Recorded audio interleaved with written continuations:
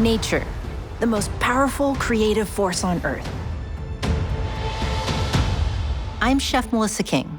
Cooking has taken me to incredible places. Magical. From TV competitions and celebrity galas to countries around the world. I'm heading out to places I've never been before to seek out new experiences and to create new dishes inspired by nature. This is amazing. I'm teaming up with some of the world's greatest explorers to go further than I've ever gone before. This environment is challenging. To push my craft, creativity, and my cooking. This is Tasting Wild. Frozen landscapes fascinate me. That's why I've come to Mount Baker in Washington's Snoqualmie National Forest. The mountains are snow-capped year-round, and the land's been carved by glaciers over millennia. I don't spend a lot of time in cold climates, so I'm excited to be here to push myself and my craft. Leading me on this journey is National Geographic photographer Keely Yuyen. Hey, Keely. Hey there. How's it going? I'm so excited to meet you. So great to meet you. So where are we headed? We are headed up the mountain. And it's gonna be epic. All right, let's go. All right, let's do Put your it. stuff in the car. As a National Geographic photographer, it's my job to tell the stories of the far north and the indigenous peoples who live in it. Hopefully, my photographs help to move people to return to connecting with the land and remembering the lessons that it has for us. And one of the best parts of being a Nat Geo explorer is being asked to impart knowledge and to inspire people. So I want to immerse Melissa in nature. I've been cooking for 20 plus years, and I'm always discovering something new. And a lot of that has to do with nature, not just relying on your taste buds. It's relying on your sight, your smell, and really finding ways to kind of add in those cues into my food. I love that.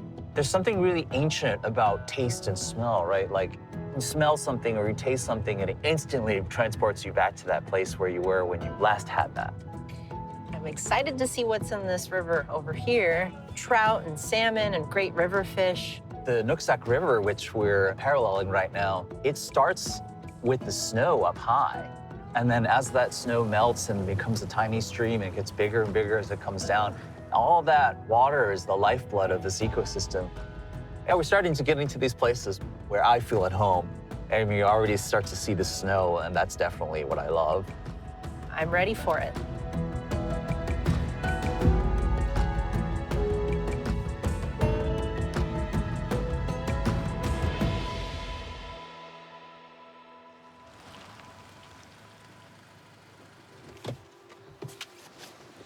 Woo! Wow. This is pretty much my happy place. It's my new happy place now.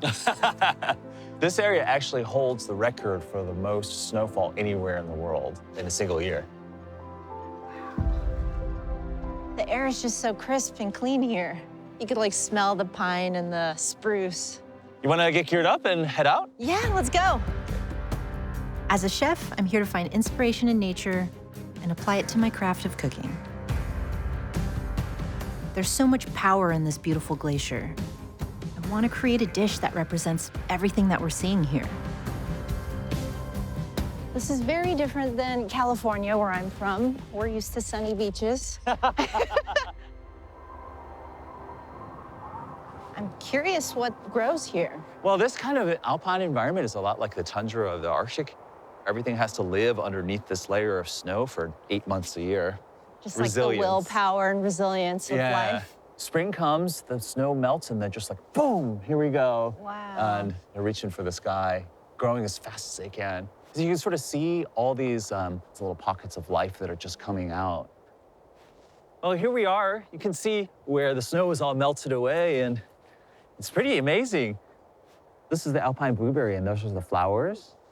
Wow, these are so cute. They're like cute little garnishes. I'm gonna eat one. I can't resist. What does it taste like? It has like a little sweetness from the nectar. I love sourcing things locally and just foraging straight off the trees and finding ways to really tell a story through my food. because, I don't know, it's my love language. It's how I think, it's how my brain works.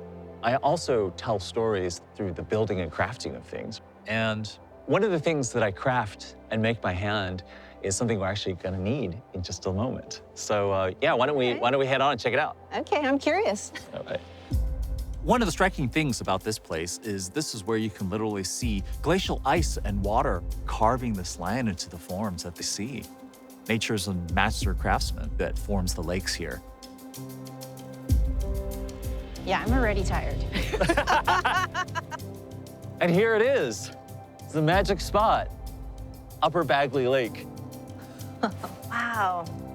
Yeah, what kind of fish are hanging out down there? Well, there's brook trout in some of these alpine lakes, so hopefully we'll be able to catch one. I've never caught a fish before, but I'm excited to try. Yeah, right on, yeah. So how are we gonna get there? Well, we'll hike around, but before we do, first let's grab some kayaks. Amazing.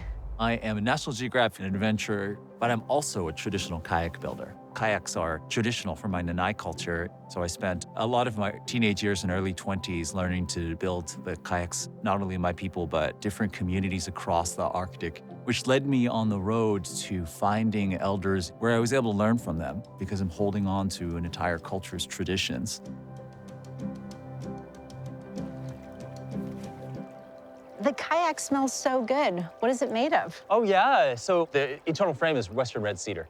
That's what it is. These are all handmade, and this is a millennia-old indigenous technology. To this day, there are no kayaks as light and as strong as these. These joints, they're actually tied together so that they have some movement, which allows the joints to flex. Let's get them in the water. So excited. I've kayaked a couple times in my life, but never like this. The water is incredibly calm. It's so still. There really is a peacefulness to this place. Traditional kayaks are special in that you're not as insulated from the water itself. I hope that Melissa gets a chance to feel that. Because the kayaks flex, she can feel the water and even the cold through her legs. As a chef, we tend to get stuck in kitchens. I love being outdoors. I think that's, for me, a way that I find inspiration and a way that I can connect deeply with what's around me. You're a good teacher. You gotta teach me how to make one of these boats. Building kayaks is a craft, but absolutely what you do is absolutely craft. It's similar, I think. I'm sure with you, with your boats, is it ever perfect? No, it's never perfect. But I actually kind of love that, too. You're always learning new techniques, new ways to make a dish better or make a boat better. I want to find a way to utilize what's here in these lakes to create my dish. Keely said there was brook trout, and I'm really hoping to catch one. Did you catch anything?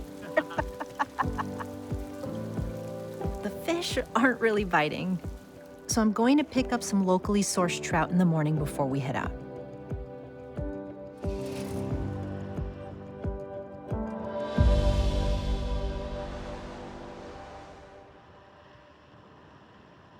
Thank you so much for taking me on that adventure yesterday. It's the coolest thing I've ever done. Oh, of course. It was super fun for me, too. I foraged for a few ingredients, and I'm really excited to cook you dinner. All right. I found a really cool place up on the top of the mountain that I'm going to take you to. Awesome. I hope it works for you. Yeah, that's amazing. Look at that. Woohoo! From here, there's a vantage point where you can see Mount Shuksan, and there's ice breaking off the glacier and tumbling down the mountain. I hope you're hungry. Definitely. Let's set up shop here. All right. So, Keely, why don't you make yourself comfortable here? I'm going to set up the prep station and also start the fire. Cool. I'm going to grab my camera, actually.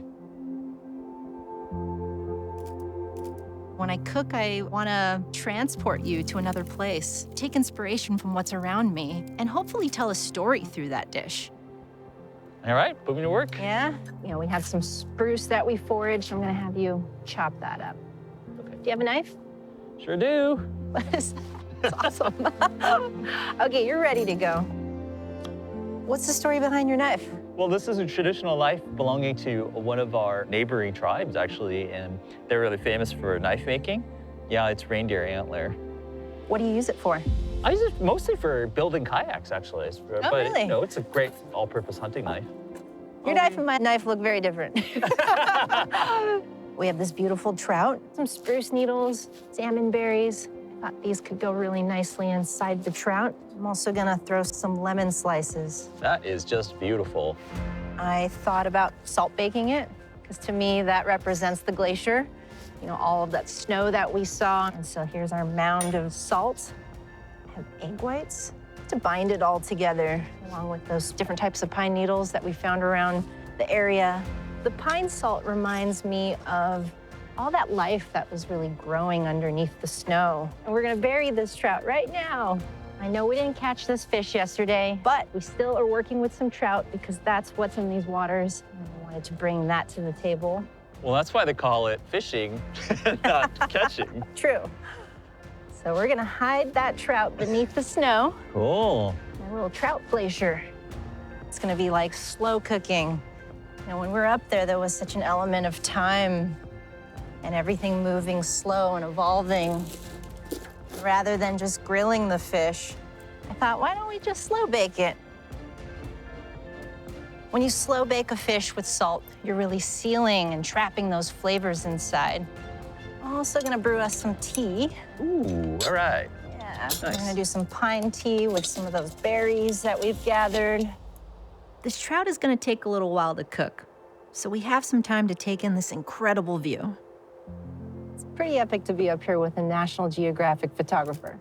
Hitting the shutter is like putting the period at the end of a sentence. When you make a photograph, all of the work happens beforehand. And That's just like it is with you. Yeah, I guess with cooking, the journey that dish has gone through, it all ends at the moment the person actually tastes and the flavors and the memories that are attached to it. It's really cool. It's kind of amazing how similar that is. It's very similar. All right, let's check out this fish. Oh, cool. The big reveal. Oh, it smells good. Check it out. Cool. That looks awesome. Whoa, nice. Just slow cooked right there. It's a big fillet for you. Woohoo! Oh, that's looking perfect. Brilliant. Okay. Some of this salsa verde on there. Awesome. What a cool pairing. That's yours right there, my friend. Beautiful. Thank you. All right, should we sit down and eat? Yeah. Such a familiar and lovely smell. Oh, yeah. Cheers. All right. Cheers. Yeah. Yeah, very good. All right. I'm excited about this. No, that's excellent. Compliments to the chef. Well done. Well done. Yeah. I can definitely taste the natural world in this. It's excellent. Thank you. I've salt baked many fish in my career, but never like this. And so thank you for just showing me the outdoors, taking me to new places, and helping me find inspiration in ways that I never thought. No, thank you. Really, thank you. The only thing that's gonna make this better is if we catch the fish next time. All right, next time, singing for trout. You're taking me out. Okay, come babe. Come, babe. Maybe it's the mountain air, or the glacial waters, or all of the life starting to break through the snow. But I'm coming away from Mount Baker so energized and appreciative for what nature has given us here.